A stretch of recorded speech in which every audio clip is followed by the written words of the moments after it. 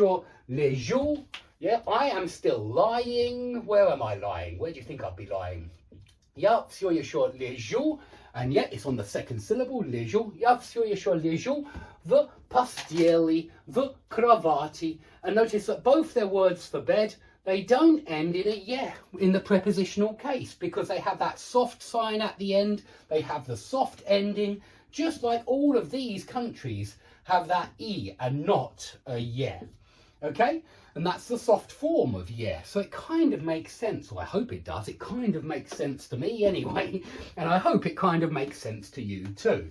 But that is a bit of revision of this prepositional case, this предложный падеж, and that is the main thing to learn, no doubt about that, because that's what you're dealing with most of the time. But please learn the exceptions as well, because they are very common words. You know, glazul, I think they say, in the eye as well, the glazul. So if something's in your eye, the glazul.